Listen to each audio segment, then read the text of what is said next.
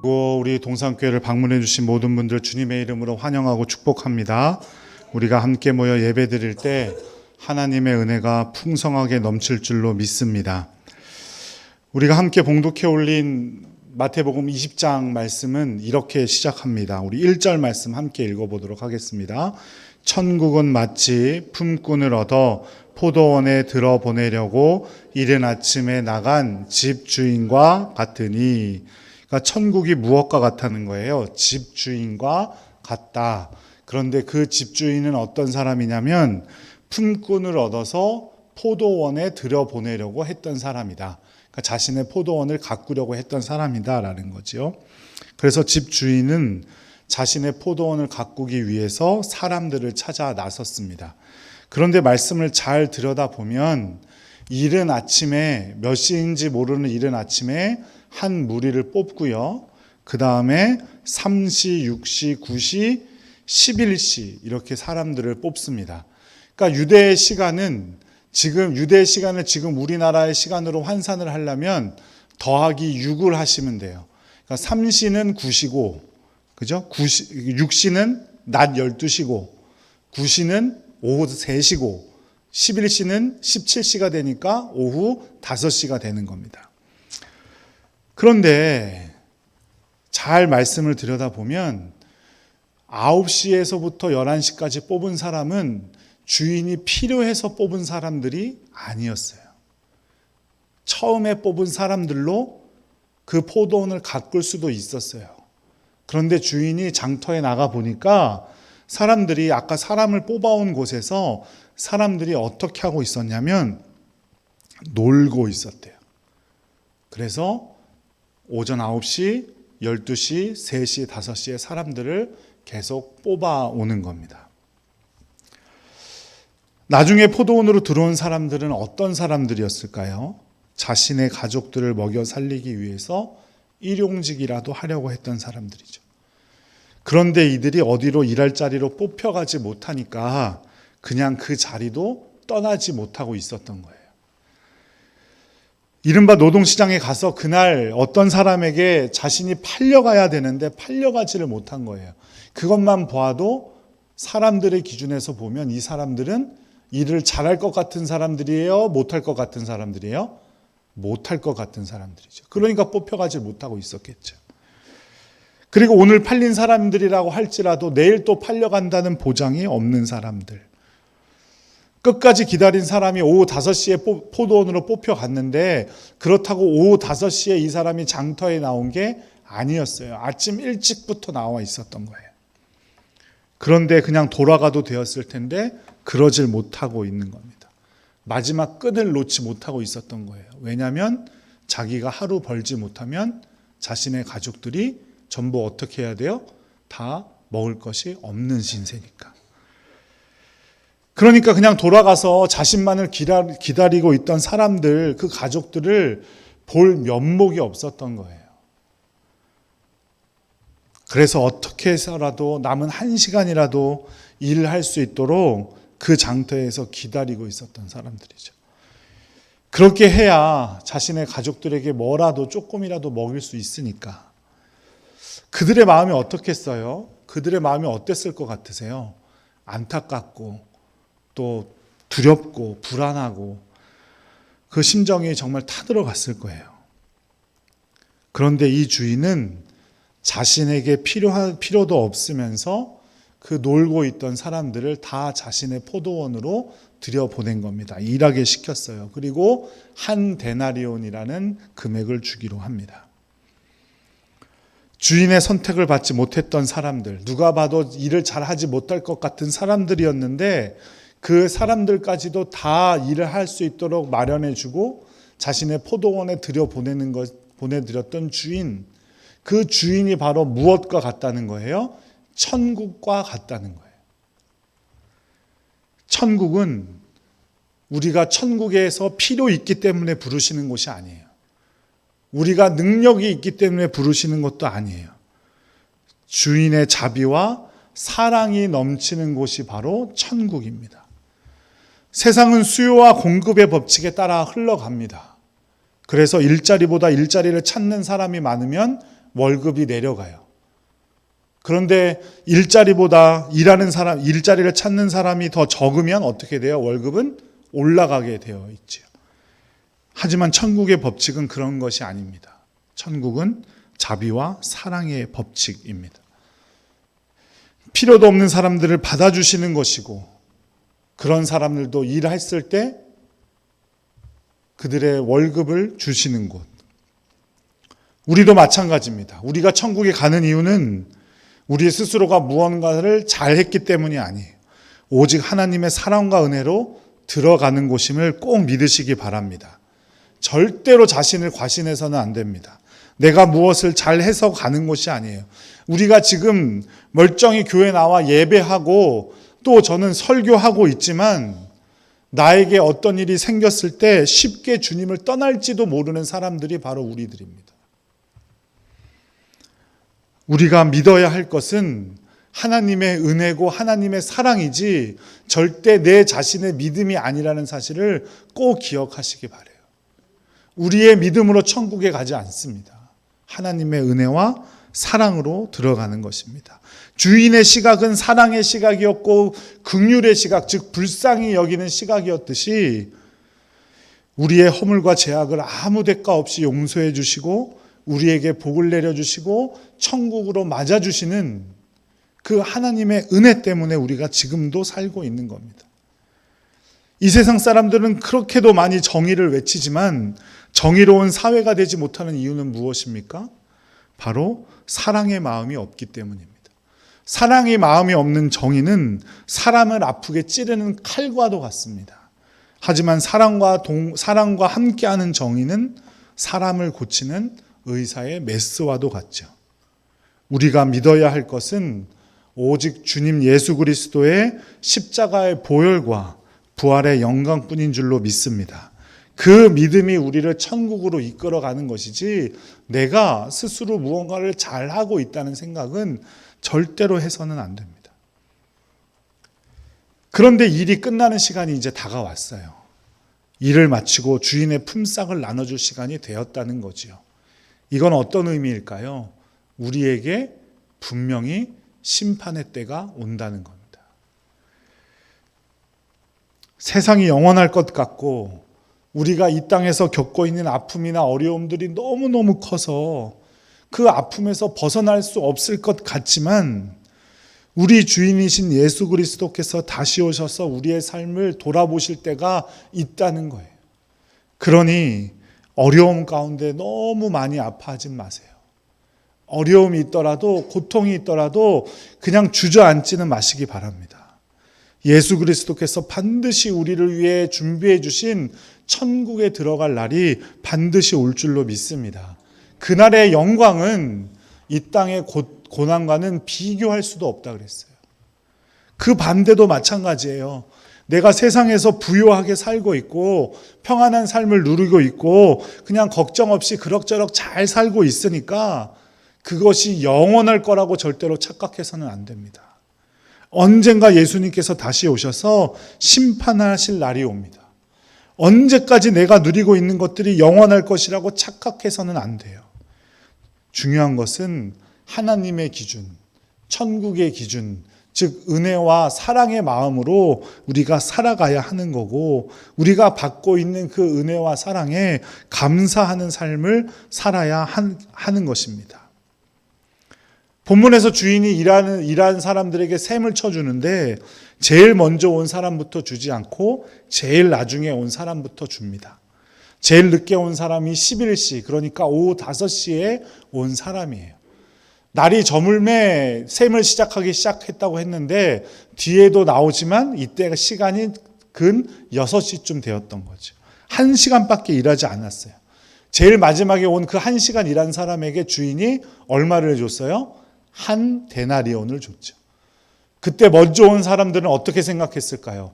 입꼬리가 씩 올라가면서 뭔가 자기에게 더 줄 것이라고 생각을 했겠죠.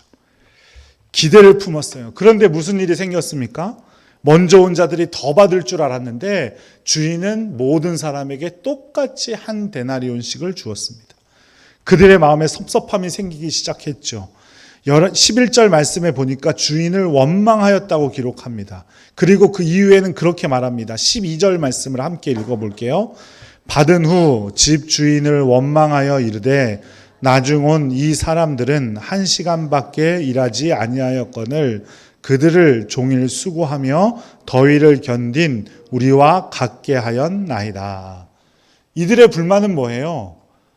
나는 하루 종일 수고하고 더위를 견뎠는데 어떻게 1시간밖에 일하지 않은 사람과 같이 주십니까? 라는 거죠. 하지만 앞서도 보았듯이 이 땅의 가치는 그럴지 모르지만 하나님 나라의 가치는 전혀 다른 겁니다. 세상은 공로의 원리예요. 내가 한 만큼 받는 것이고 내가 노력한 만큼 받는 것입니다. 하지만 하나님의 나라는 공로의 원리와는 전혀 다른 은혜의 원리입니다. 하지 않아도 받는 것입니다. 1시간 일한 사람이나 8시간 일한 사람이나 똑같이 들어갈 수 있습니다. 모두가 똑같이 누릴 수 있는 나라가 천국이고 그것이 바로 주인의 마음입니다. 성령 체험으로 뜨거워졌던 초대교회가 제일 먼저 한 일 중에 하나가 모든 물건을 함께 쓰고 자신의 것을 팔아 서로가 필요한 대로 서로 나누었다는 말이 바로 이 말씀입니다. 사실은 오전 9시도 늦은 시간이었어요. 이미 주인은 일할 사람들을 다 뽑은 상태였어요. 그럼에도 불구하고 자신은 9시에 또 12시에 3시에 뽑혀갔음에도 불구하고 놀라운 은혜를 받은 사람임에도 불구하고 이 사람들은 그 1시간 일한 사람을 보면서 자신의 마음에 원망이 생겼던 겁니다. 은혜의 원리를, 천국의 원리를 이해하지 못하니까 내가 이만큼 했는데 왜 나에겐 더 주지 않냐고 원망하고 불평하게 되는 겁니다. 주님의 은혜가 아니었더라면 거기에 있었던 수많은 사람들이 포도원에서도 일할 수 없는 신세들이었는데 그 은혜를 잊어버리고 물에서 건져 놓았다니 보따리 내놓으라는 격으로 주인을 원망하고 있습니다. 세상에서는 1시간 노동한 사람이나 8시간 노동한 사람이 결코 같을 수 없죠. 열심을 다해 공부한 사람과 그렇지 않은 사람들이 세상에서 같은 대우를 받을 수가 없습니다. 또 말로는 직업에 귀천이 없다고 말하지만 현실은 그렇지가 않아요. 이러한 차이 때문에 세상은 많은 갈등과 비극과 또 비인격적인 관계들이 형성되는 겁니다. 하지만 천국은 그렇지가 않아요. 천국은 모두가 같고 사람의 어떤 노력으로도 차별받지 않는 나라가 바로 천국인 줄로 믿습니다. 제가 어린 시절에 교회 학교를 다닐 때 천국 가면 금면류관 쓰고 다니는 사람이 있고 어떤 사람은 개털면류관 쓰고 다니는 사람이 있다 이렇게 배웠거든요.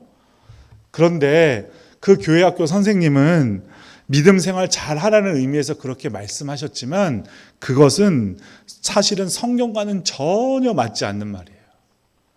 천국에 가면 모두가 다 똑같습니다. 천국은 세상과는 전혀 다른 질서와 가치를 가지고 있기 때문이에요. 그래서 주인이 이렇게 말합니다. 13절 말씀 함께 읽어볼게요. 주인이 그 중에 한 사람에게 대답하여 이르되 친구여 내가 내게 잘못한 것이 없노라. 내가 나와 한 데나리온의 약속을 하지 아니하였느냐. 이를테면 그거예요. 내가 널 천국에 들어가게 해준다고 했는데 왜 또 금면류관을 내놓으라고 하냐?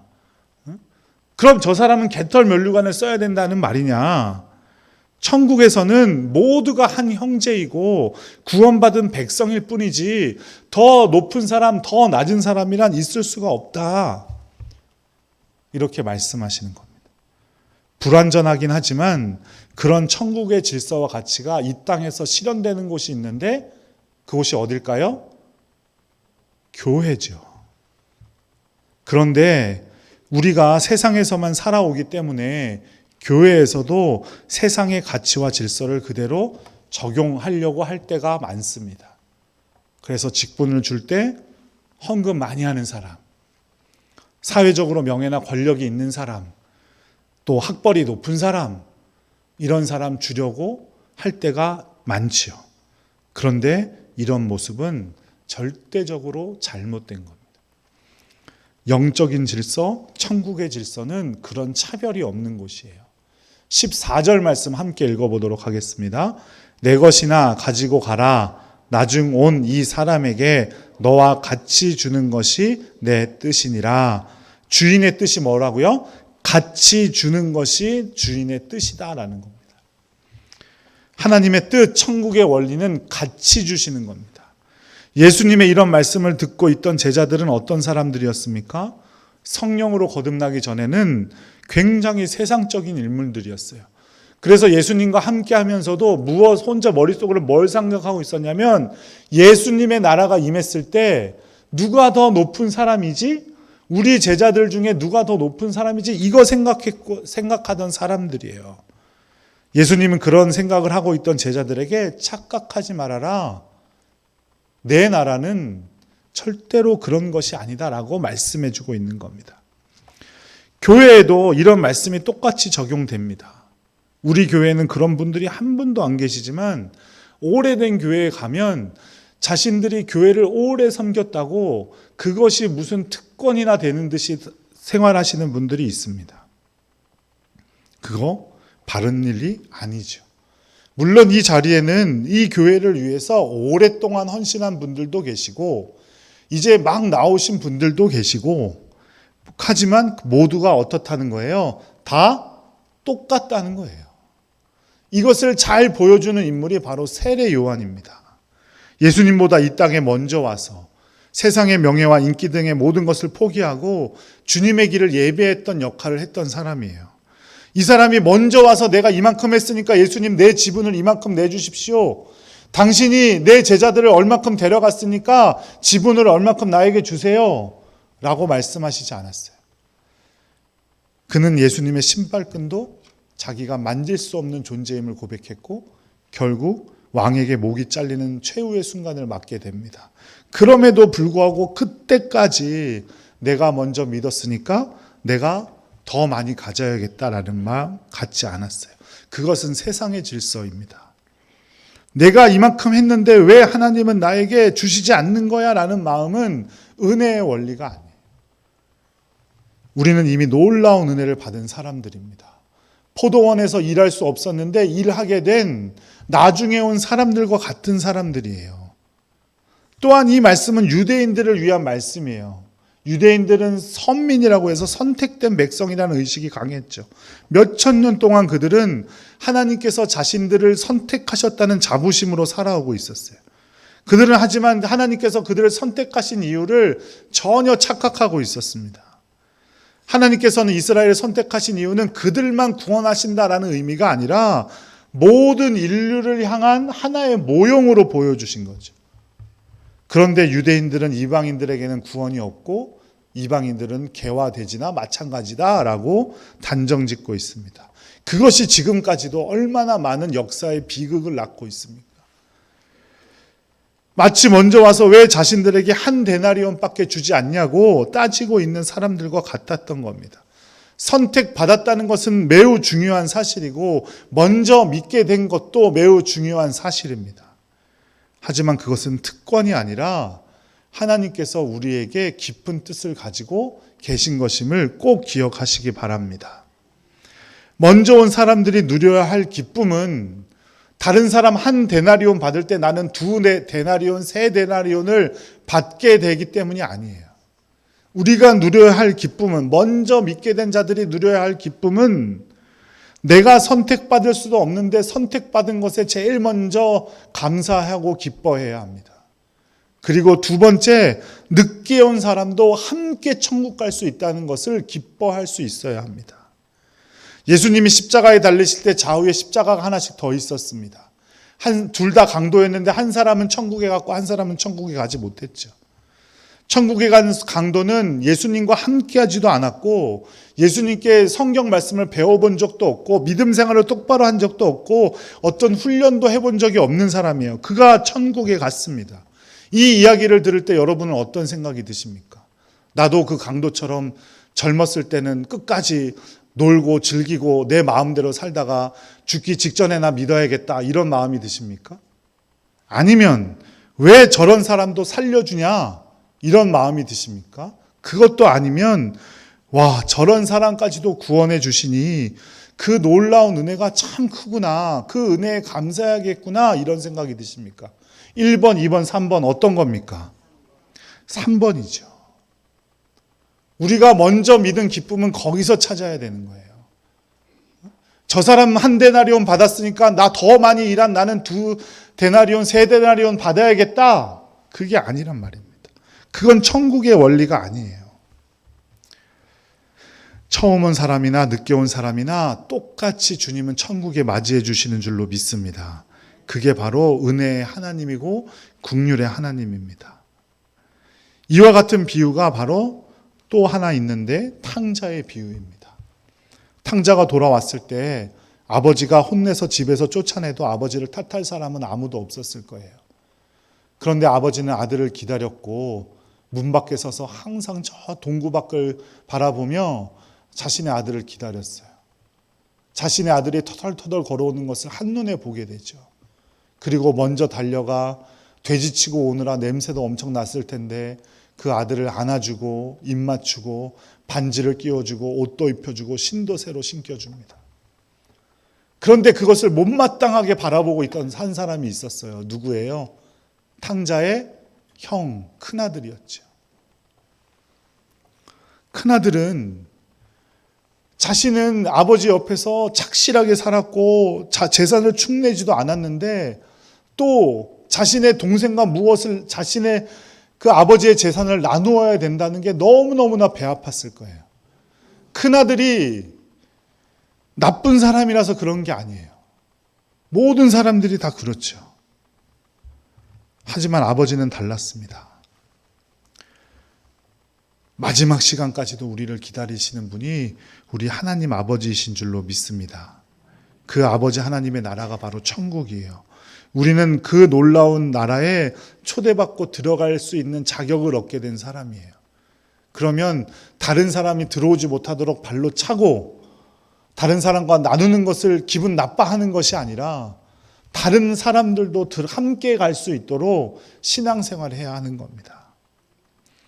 사도 바울은 하나님의 나라를 위해서 얼마나 많은 일을 한 사람입니까? 그죠? 그런데 어떤 지분이나 어떤 요구도 하지 않고 다음과 같이 고백합니다. 고린도전서 15장 10절 말씀 함께 읽어보도록 하겠습니다.